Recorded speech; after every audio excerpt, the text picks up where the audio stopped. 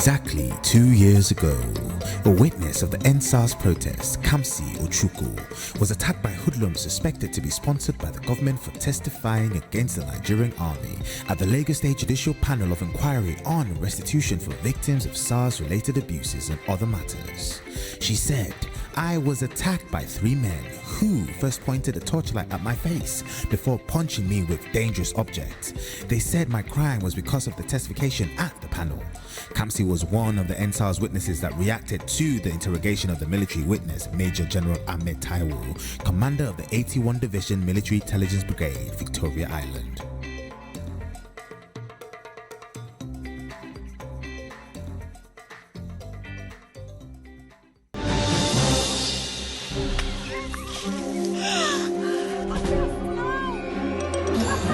Maltina, share happiness. We started our journey over 7 years ago, connecting travelers to their favorite destinations. Since then, we have revolutionized how we want our passengers to feel while flying. That is why we've introduced our brand new Embraer 195 E2 aircraft.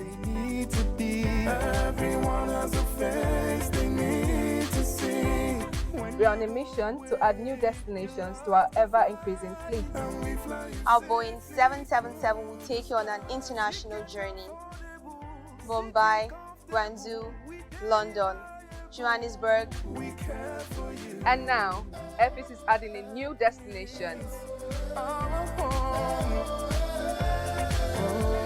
On the 1st of March, Airpeace will begin a new adventure to a brand new destination. Join us as we celebrate our first flight to Dubai International Airport. Airpeace flies you from all our domestic routes to Dubai from Lagos at no additional cost.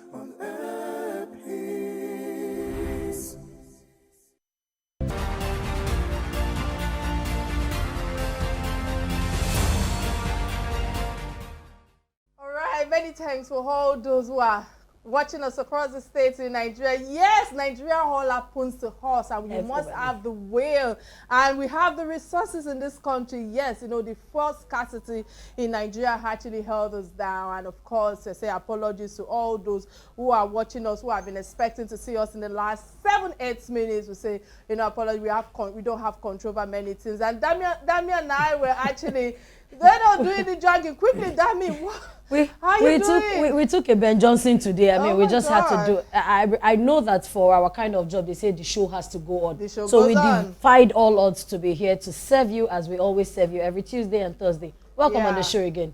All right, and let's just dive straight to the topic, and knowing that our guest is in our Abuja studio. But the discussion today actually is the general election, and we are sparingly, you know, for lack of a better word, right now, 12 weeks exactly from now, you know, away from the main general election. And of course, the preparedness of INEC and the preparation of the government has serious implication of sustaining a free, fair, and credible election. And many contingencies and possibilities are being, you know, handed by the commission, and of course a lot of plans and possible alternatives have been ongoing to ensure that there's a smooth poll in 2020 general election. And among these developments, you know, are the rerun of the presidential election, and of course the underage voting as well that have been put into play with all that is happening right now, and of course the registration as well, the security. Should I mention also the electronic voting transmission, the VAS system, and many more. And on the show today, yes, you know, I have a guest all the way,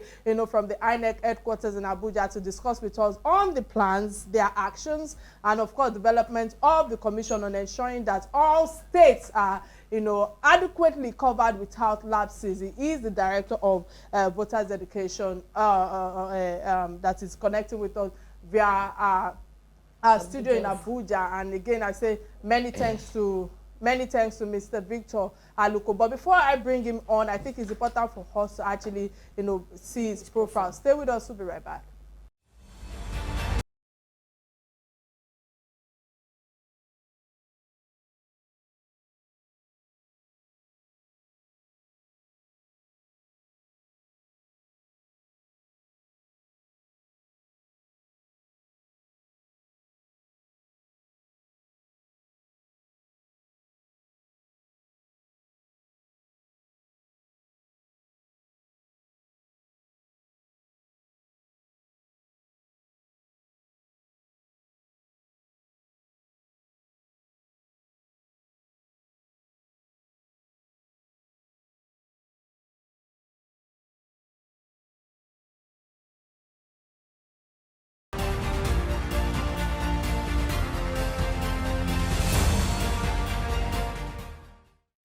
right, Mr. Victor Aluko, many thanks for connecting with us via our studio in Abuja. How are you doing today, sir? Apologies for, keeping you waiting. The fuel scarcity in Nigeria, or in Lagos to be precise, have actually disrupted a lot of those who are commuting from one place to the other. So, but let's just dive straight to the topic at hand. First off, let me start off by saying that I would like to touch on the possible rerun election to be declared winner of the presidential election. If the candidates, must have the highest number of votes cast and of course secure a quarter of the votes cast in a two-third of the state of the federation, and of course the FCT as well. How does this lead to a rerun? Because I feel that a lot of people are not actually are not educated about it regarding the rerun election, and what is the preparation of the INEC at the moment? What has been placed in case such situation actually holds? Thank you. Thanks for having me.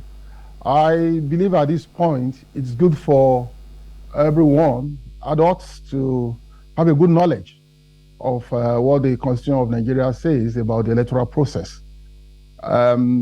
It's just a simple thing that there are qualifications for winning. I mean, there are qualifications for various aspects of the elections. That is, if you are a candidate, and how you can be declared as winner in an election.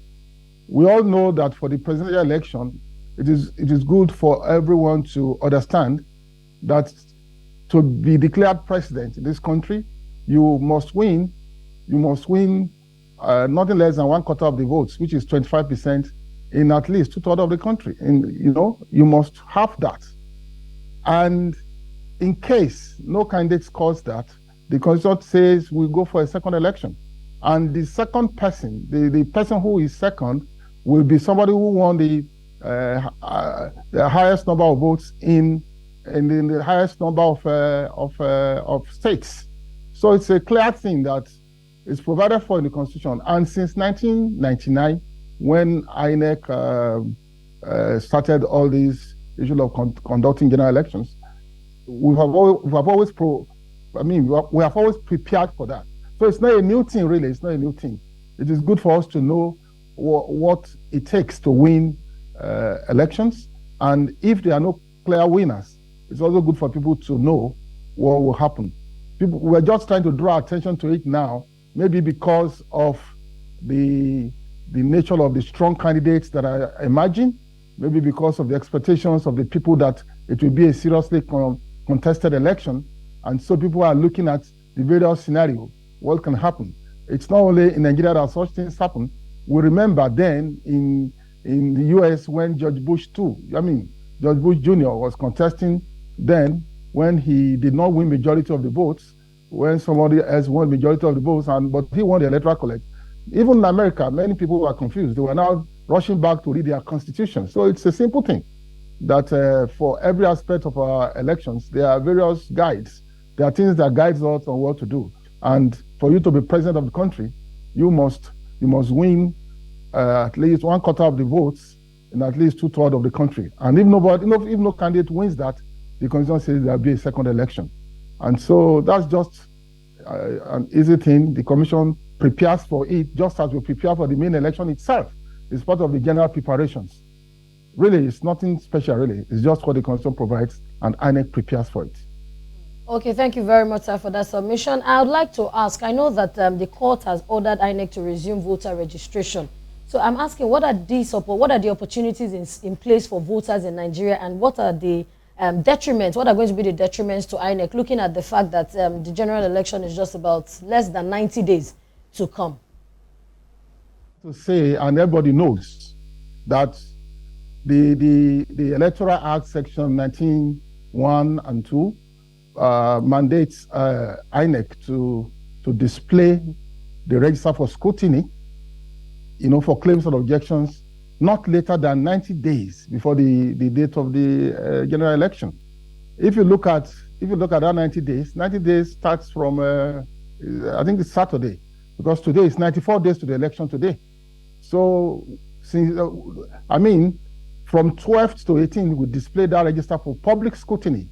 And of course, we also gave opportunity, that's at world levels all over the country, and even at local government levels. And we gave opportunity to people to also begin the process of claims and objections. Now, this week, since Saturday last week till Friday this week, opportunities are on for people, opportunities are available for people who still have claims and objections to make, to visit our local government offices and draw our attention to anything they see in the register that they want us to correct. So that one is on. And about the issue of court judgment, yes, the commission is considering that. The commission will always obey court judgments. We're a law-abiding institution, and the commission will definitely take a decision on how that plays out. But I want to assure everyone that there's no problem really. INEC is on course. INEC is well prepared, and everything will go as planned. All right. Many thanks for your insights right there. Quickly, I feel that the Constitution says that we must have a second election within a period of 21 days if this event actually takes place, in terms of if there's no candidates with the highest votes. How is the electorate, preparing for this when we have backlog of deficit in terms of some areas with damaged INEC offices and some with no electoral deployment capacity? What's your take on this, sir? I think it's important for us to know that INEC is preparing to conduct the general election. The presidential election is on February 25, Saturday, and then the governorship and state assembly elections are on March 11. That's just 2 weeks, but 2 weeks after that. So we are preparing to conduct the general election in all parts of the country. And preparing for the general election, part of the preparation is also to react to any eventualities. What you are talking about issues of rerun is an eventuality that the commission will be ready to react to. And the period between the period given to us to conduct any second election, if it happens, because it may not happen at all, but if it happens, it's 21 days. And of course, we have to prepare before then for anything that happens. That's just why the commission is being proactive. We are focusing on the success of the entire general election. I think the attention should really be on how we are preparing for the entire general election, how we intend to deploy, how we intend to improve our logistics, our technological innovations, the beavers we are bringing on board, the IREF we are bringing on board, the training, the special training our presiding officers, our staff presiding officers, collation officers will receive. Everything we will do to make sure that the general election is successful. And of course, Nigerians need to also focus on the current campaigns by the candidates so that they can know the candidates, so that they can know the policies of the candidates. It's a totality, really. The move towards a general election, it's like a movement of the people. And I think the whole nation is currently doing well. People are showing a lot of interest. On the social media, there's a lot of interest. And in the traditional media, there's a lot of interest. And I think it is good for the country. And for the commission is preparing very well. Once we finish the display of when we finish the claims and objections, and we move towards the next phase, and our preparations continue. There's no problem at all. We keep assuring the people that let everyone play his part. As for the commission, Nigerians should trust us. They should have confidence in us. We will do our best. Okay, sir. Do you think Nigerians can have confidence in you when there's been a lot of accusation, even on social media? I've seen a lot of pictures and people are coming out to accuse the INEC of registering underage voters. What is your defense to this, sir? Well, people say all sorts of things on the social media. We displayed register for public scrutiny. The register did not just escape from our offices. We displayed the register ourselves as provided by the Electoral Act. We displayed the register in all wards, in all local government areas of the country, so that people can help us clean the register. That's what the law says. So that the citizens can see the register and also further clean up the register. It's a process that is citizens' participation in ensuring the provision of a very clean voters register, so that as we move towards the election, we are sure that we have a register that is very credible and very clean. And so people say all sorts of things, make a lot of accusations on the social media. We keep telling them that during the period we display the register for public scrutiny, if you saw anything that you considered an infraction and you need to object to, there are procedures for them. In your own locality, go to our office there and let our officers know your complaints. If you are talking on the social media, you are not complaining, you are just drawing public attention. There is a difference between procedures and just public reactions. So we want the people to respect procedures, keep to procedures. The administration is driven by procedures.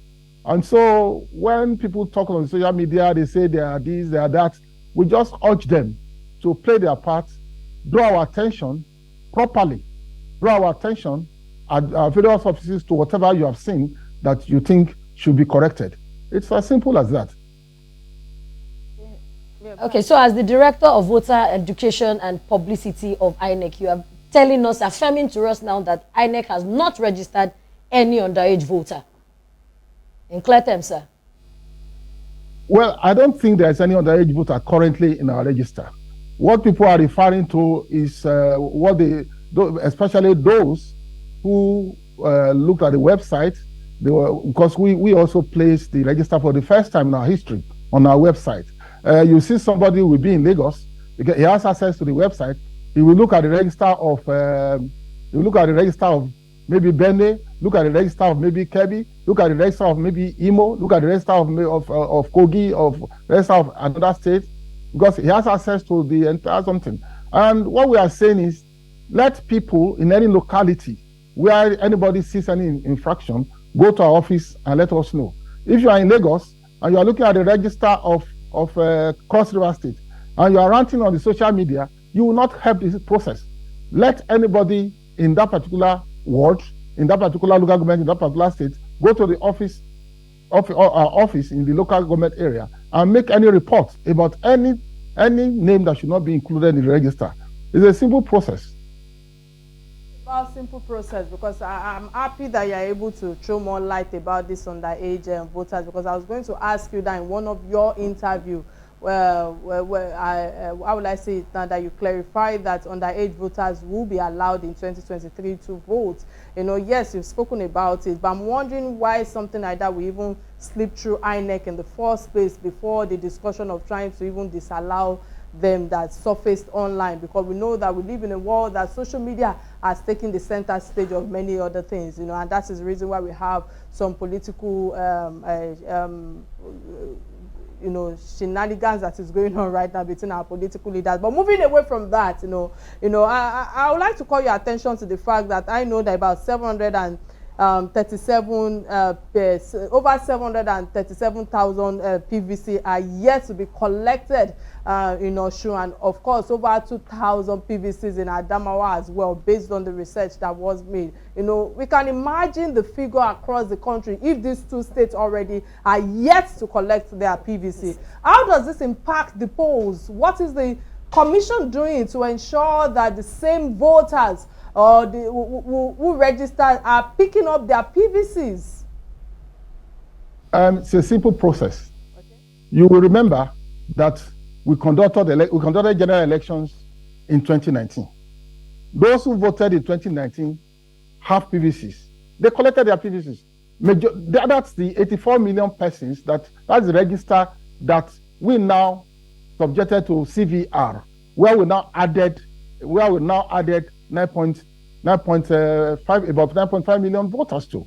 So since we started CVR, that is at the end of June last year, by May this year, we announced that those who registered afresh, the new people, those whose names are not on the register, those who became 18 years and above, that's new registrants, we told them that their cards were ready, their PVCs were ready. And we encouraged them to go to our local government offices and pick their PVCs. Of course, there are people since 2011 who did not even pick their PVCs. There are people who did not pick their PVCs. We still told them that their cards are still in our offices for collection. Now, the people that their cards we will now make their cards available. There are people who registered from January till the end of July when the CVR was suspended. I hope it's quite clear. Those who registered from January till the end of July, they are the ones that we're going to produce their cards. And after this claims and objections exercise, the commission will definitely announce the modalities for people to collect their cards. Because as we've always told Nigerians, we don't distribute cards. We don't take cards from house to house. We'll let you know where the cards are, when you can collect, and you come to our offices and collect. And the commission is making arrangements to ensure that those who need to collect their cards, that the collection process is extremely seamless, that it's not stressful at all, so that people can easily collect their cards. And we hope those who still need to collect their cards will do the needful. Many thanks for your submission thus far. We'll go on a quick break and return after a word from our sponsors. Do not touch. Please stay with us. We'll be right back. I thought I'm on radio.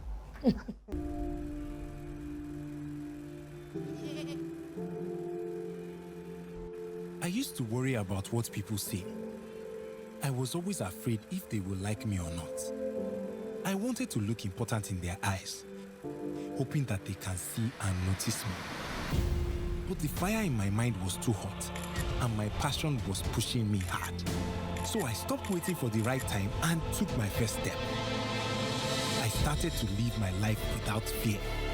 When everybody thought I would fail, my result proved them wrong. My time is now. Okay, Irula. I'm still Malta. Be your best.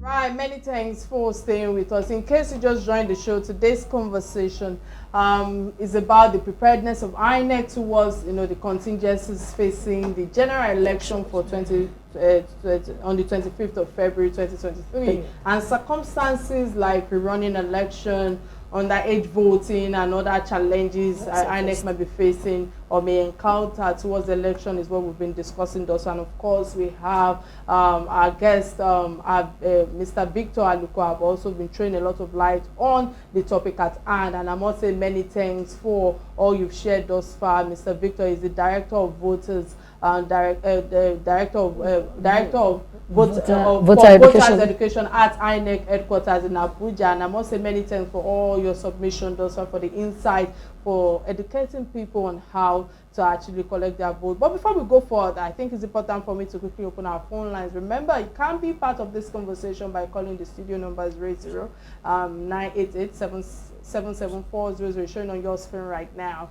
And of course, we're streaming live on Facebook and on YouTube page, both on Silverbird platform and on Real Talk with Kike. And sir, let me bring you up to speed with all you've shared thus far, because you've spoken about the process, the modalities, and the likes, and all of that. I want to tilt towards Abeokuta. I think probably in recent times I have affiliation with Abeokuta. In INEC main building Abeokuta, and I think that there are a lot of movable assets such as ballot boxes, over now 904, I think to be precise, and of course, 29 voting cubicles and 8 electronic power generators and 65,599 uncollected permanent voters card, that's the PVCs, were destroyed. With all that you've shared thus far, I think I would appreciate if you can carry us through what is the arrangement on the safety and security of both INEC officials and even the voters coming out during the election period. I think it's key for us to hear from you, sir. What insight do you have for us? Thank you so much. The incident in Abeokuta was unfortunate. At the same time, we also had such a similar incident in Osun State, in Ede, in Osun State. As INEC, all our offices must be considered as national assets. Those offices were built with government funds, and the materials in those offices were also purchased with government funds. So they are materials and offices that belong to the people of Nigeria. So they are national assets, which means everyone must play their part in protecting INEC and INEC's materials and properties. Already, we are saying that as a commission, we don't have our own police, we don't have our own civil defense, we don't have our own DSS. So it's important that we must be protected by the security agencies. It is a function and duty of the security agencies to protect all INEC assets and personnel nationwide. And I believe that the security agencies are up to the task. Already we had discussions and consultations with the security agencies. Immediately that incident happened, the commission called an emergency meeting of the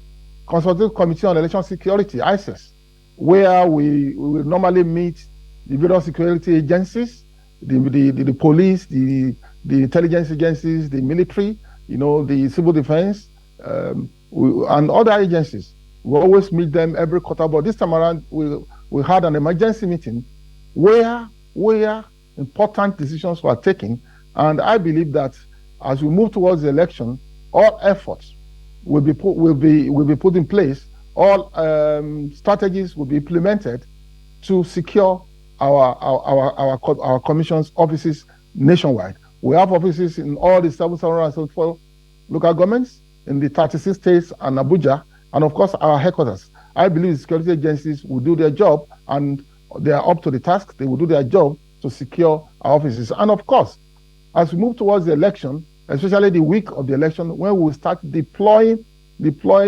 key materials, deploying personnel, it's also important to secure our people. Everybody knows that for the field activities like this, on election day, we will be deploying presiding officers who are youth corpers. These are our children nationwide. And of course, we must see them as our own children. Everywhere they are, every locality, they must be protected. Communities must protect them. And of course, our collation officers, we are drawing a lot of collation officers, of course, as we used to do from the academia, from the academic institutions. And these are our brothers, these are our uncles, these are our fathers, these are our friends, our associates. They must be protected. And of course, the media personnel will be moving on election day. There'll be a lot of people monitoring, a lot of observers. They must be protected. So I believe security agencies, I believe they are strategizing to ensure that everyone is protected.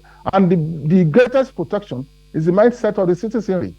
We must see the INEC properties and materials and people as national assets and protect them accordingly. In every community, nobody should allow anyone to attack any INEC office. It's important that we know all this and we act accordingly. Thank you very much, sir, for that. Sir, I'd like to ask, do you think that this security situation that we are facing in Nigeria is one of the reasons that have debarred a lot of women from participating in politics? Because I read very recently that INEC also made a clarion call that there was poor female representation on all fronts of offices for the next general election. Do you think security challenges is one of these reasons? And what is your take on it generally? Well, the security challenges is the only challenge in the country. It's unfortunate, but we are living with it. We are trying to cope and we are trying to plan. And we believe that the security agencies have this duty to ensure that we are able to conduct elections seamlessly all over the country. This general election comes up once every 4 years, and I believe that security agencies will rise up to the occasion to secure every part, every place where we need to conduct elections. Because if we don't conduct the general elections, the country will run into constitutional crisis. God forbid. Nobody wants that to happen. So it's important that we all come together, we all put all our hands together and conduct elections that are free and fair. And it's important at this period for Nigerians to band together, to pull together. This is the time to display a lot of patriotism. This is time for Nigerians to stand, to be counted, to ensure that the country moves forward. We don't have any other country to call our own. So we must ensure that the elections are conducted, they are free and fair, they are credible, and they are successful. And we have an INEC that is saying, that we are saying that we are ready to conduct elections that are clean, that are successful, that are free and fair, elections we can be proud of. And that's why we kept telling people that let the people do their bit. As INEC, we are ready to ensure that all votes are counted and that whoever the people vote for, those are the people we will declare as winners. And that the elections will be one man, one vote. And that's why we brought in the biometric voter accreditation system, which will ensure that there will be no voter impersonation. You cannot vote with another person's card. You cannot vote if you are not registered in polling unit. You cannot vote, you cannot impersonate anybody. You cannot vote with another person's name. Of course, you cannot vote with another person's face. It's not possible. And that when people vote in a polling unit, we will ensure that the result of the election in the polling unit is transmitted electronically to our INEC result view portal, where everyone can view the results in real time. And so we are in for a very good time in this country. Many thanks for your submission thus far, and I must say that with all that you've shared, it has given us a lot of insight, but I remember vividly the last interview with Dr. Festus Okoye on this platform, or maybe on my radio platform or something. He assured that the electronic transmission that you are talking about of notes will hold for the next election if voters can be transmitted electronically. But I must ask you, because I know that we have a lot of Nigerians all over the world in diaspora, what stops Nigerians in diaspora from voting? Thank you so much about that. The issue of diaspora voting, that's out of country voting, is something which for now, it's not in our laws. It's not in our laws. For us to be able to do that, the laws must provide for it.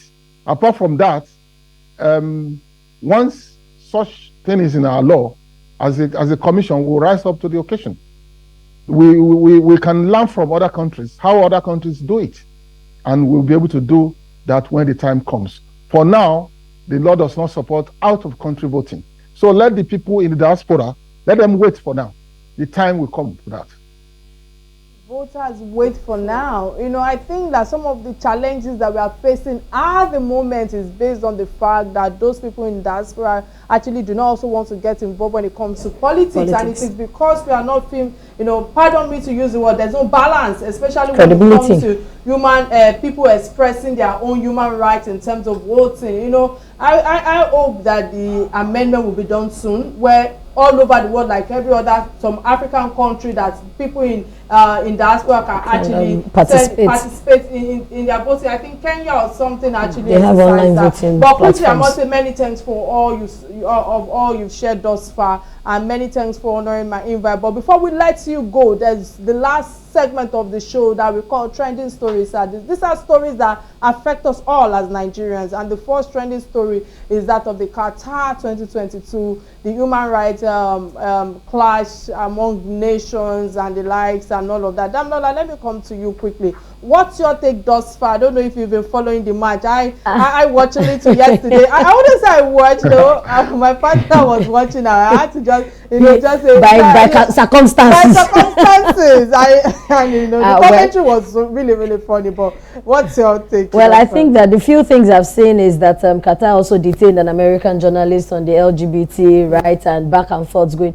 I think that it's just very simple. If you go to a country and they say this is our law, you should please uphold that law with them. Just the way people come to Nigeria, we don't want them to desecrate our laws. That's the same way everybody all around the world should treat each other when we go to each other's country. It's just very simple. So I think that on this one, whatever you want to do unto others, what you want others to do unto you. All right, fantastic, Damilola. And I think I understand what you're saying in terms of, respecting people's laws. But however, there's been so much noise and social media controversy, over this human rights violation at the Qatar 2022 World Cup. And first off, I just want to say that there's no violation in the first place. Let me start from there. And what do I mean by that? Because I feel that violation only occurs, when there is an infringement on the law prevalent in a space or in a system to start with. So in my head, I'm wondering, where is the violation? You're going to Qatar, can you respect their laws? However, FIFA also, allocated, I think, will I say, hostage rights to Qatar in April 2010 or 2020 or so.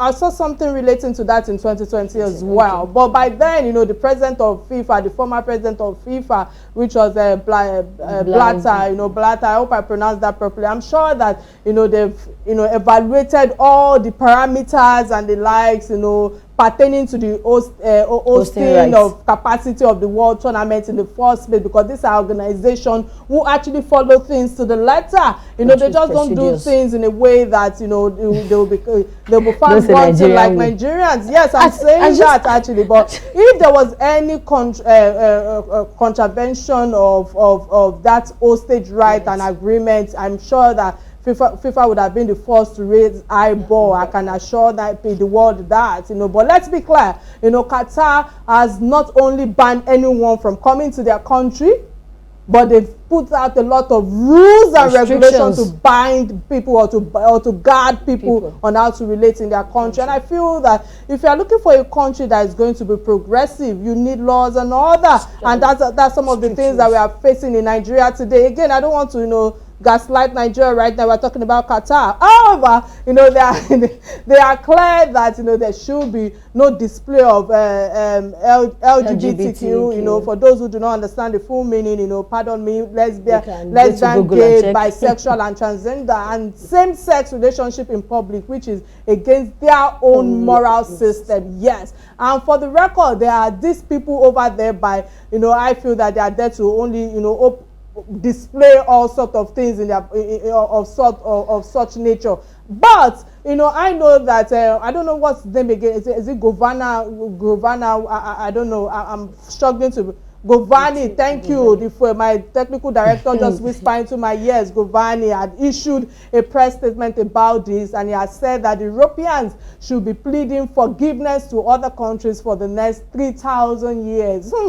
3,000 years for what they did to Africa and other countries in the next 3,000 years. So the controversies is a propaganda, if you ask me. That's my take. I stand to be corrected, but it's from the LGBTQ and the community, and they wish to spread their own ideology. But I feel that you can't impose on people the way of life, or how they want to be, how you think they should live on others. And I think that's my submission thus far on this trending story. Sir, let me come to you quickly. What's your take on it? I know as a man, I'm sure you love football. What's your take on all the controversies thus far? Well, I think it's an interesting development. As for me, the World Cup is about joyous celebration of football. I'm a football lover myself. I've been watching the matches. I believe Qatar as a country has done well, putting all those facilities. But as Infantino himself said, if you are going to somebody's country, you must respect their culture. You must respect their rules and regulations. So whoever is going to Qatar should keep to the laws of Qatar. As for me, I'm more interested in what happens on the field of play, and there are already surprises. And I'm enjoying the whole surprises. I believe at the end of the day, there will be a new winner. A country that has not won the World Cup before. We want a new winner. Let all those countries that have been winning the World Cup all the time, let them step aside. Before we move to the second trending story, because of what you said about surprises, I'd like to hear from you, Sada. What are your predictions? Who do you think will win? Well, I want an African country to win. Like which country? Well, Senegal's opening match was not too good. Ghana is still in the game. I wouldn't mind if Ghana can win. Okay. It would be beautiful. All right, interesting. All right. Our neighboring country. All right. Many thanks again for your submission on that. So we're moving on to the second trending story. The second trending story for me is actually, it's not funny, it's about French president being slapped again. Damilola, let me come to you. What's your take on this? Well, I think it's funny on one side, but it's not funny on the other side. Because if you take the humorous part of it, I don't think that everybody walking on the street with their clothes on are normal. And it's not only peculiar to Nigeria. Everybody is facing one brain drain or the other. And if you are in a country and you feel that somehow your president or your leader should do well and you hold them accountable for things that happen to you, especially your life, because they are the ones that make decisions that govern a whole lot of us. Sometimes it's very frustrating that you now see such a person in your presence and you just want to reset and go back to manual settings. But on the other side, where I said it's not funny, is that we need to learn respect across board. We need to learn how to respect people. You put somebody in a position, if there's anything that they've fallen short of, so to speak, I think that there are appropriate channels, just like our guest, Mr. Victor Aluko, said that there are procedures, but this one is a public reaction on this note. So, and if it happens, I know Bengade Inka also mentioned that you wouldn't want to try this in Nigeria, and if you try it in Nigeria, you cannot even see your local government councillor to even slap him in the first place, because you call him to town hall meeting, he will not come. You know, so I think that by and large, we should learn respect across board.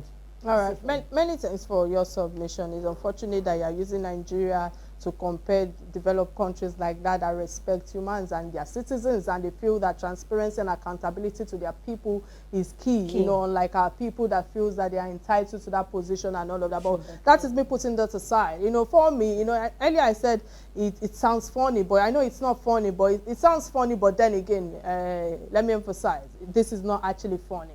This is not just about the slap on the face of Macron, but a slap on the face of the French people. And the reason why I'm tilting towards the fact that it's the French people is the fact that, you know, they have, you know, I don't know how to put it. It's like it's an open assault. I don't know how people are viewing it. And of course, even the foreigners as well, I feel that there's a danger to even the foreign people as well. If an ordinary citizen can slap the president who says that it can't be attacked from a remote position, is something I want to put out there. Can you actually visualize that? So just recently, September 3rd of this year, a direct assassination attempted was made on the Argentina vice president. I don't know if you all remember Cristina Fernandez and all of that. You know, I just feel that it should be reminded, or will I say it should be reminded of that of the JFK Kennedy as well, who was also assassinated, and till date is gone, and we don't have so many answers to some questions that people are putting out there. So that last slap was last year, and the citizen who slapped him won the case in court, Damilola, all in the name of the fact that yes, they defied or they defy the rules of public gathering and engagement of the president. In my head, just like Damilola said, can it happen in Nigeria? Can you even move close enough to say that you want to even carry out such action? But however, the moral of this for me is that no matter how good you are, because I wanted to find a balance with all that is happening with President Macron. I felt that no matter how good you are as a leader, as a person, you know, you have some people who will hate you. Yes, no matter how revolutionary yeah, that's the word, you will still have a few people who will still want to love you, who want to agree with you, who want to dine with you on the table. So that's just life. I'm not saying that the French president is good or bad, don't get me wrong, but I'm just of the opinion that as a public citizen, I know, and as the #1 officer of the country, you know, there's a lot of caution that we should take seriously. And remember that you cannot be loved by everybody, and all the same, everybody cannot hate you. So just do you, like Nigerians will say. Can you do you? So let me come to you quickly. What's your take on this before we wrap up the show? Well, I would just like to say that whatever the case is, we should reflect on the issues in our country, bring what is happening worldwide. I mean, reflect on our own issues as a country, and see how we can do our best to develop our country, how we can do our best to patriotically ensure that we place our country in good stead. That's all I will say for now. Again, many thanks for all that you've shared thus far, sir. It's been an interesting time with you, and of course, you've been a resourceful guest on the topic at hand, Mr. Victor Aluko from the INEC headquarters. I say may God continue to strengthen you and guide you, and more importantly, wisdom in navigating the position that you are in and to navigate the coming election 2023. And of course, to my co-host for keeping it real, Damilola, many for running thanks. down. Many thanks again. We both jogged the kind of jog I'm not just. My name remains Kike of Atanda-Owo, and you have. I am Damilola Banire. Stay blessed. Be patriotic. Bye now.